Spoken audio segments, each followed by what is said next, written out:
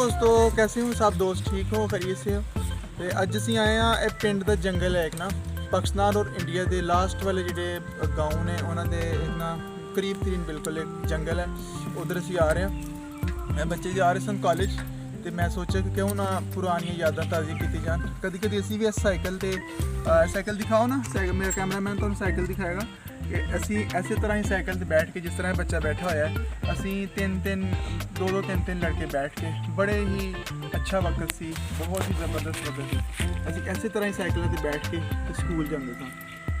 बहुत ही नायाब दौर सी वो, यानी कि ਜਿਹੜੇ 90s ਦੇ लोग ने, ਜਿਹੜੇ 1990 तो बाद वाले ਜਿਹੜੇ लोग पैदा होए ने, या 1985-90 तो बाद, उन्होंने लोगों ने दौर देखे कि साइकिलों से सारे दोस्त, सारे लड़के मिल जुल के रहते सन, सारे लड़के मिल के जाते सन स्कूल, और एक साइकिल से, क्योंकि गुरबत सी, इन्ना कोई खास वक्त नहीं थी, साइकिल भी चंद लड़कियों को होंदी थी, वरना पैदल 2-3 किलोमीटर 4 किलोमीटर चल के ते पैदल जाते थे लड़के। लेकिन कुछ जोड़े दोस्त जिन्होंने को साइकिल थी, वो इन्ना अच्छा इतफाक सी, लोगों के विच इन्ना प्यार मुहब्बत सी कि तीन लड़के, जिस तरह मेरे पीछे बैठा होया है इस तरह, और एक लड़का आगे बैठना, एक ने बैग फड़ने सारे, तो इस तरह स्कूल जाते थे।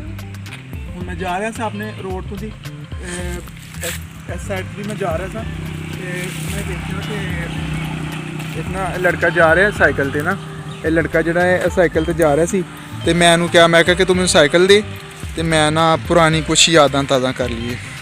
तो इन्होंने जनाब साइकिल दी थी मैनू, बहुत ही मज़ा आया साइकिल पर बैठने का, पुराना वक्त याद आ गया मैनू बिल्कुल। और नाल मैं क्या अपने नाजरीन नू दिखाइए, अपने व्यूवर्स नू दिखाइए, क्योंकि मैं कल्ला इंजॉय करा और व्यूवर्स नू पता भी ना होए, ऐ तो फिर ज़्यादती होएगी ना।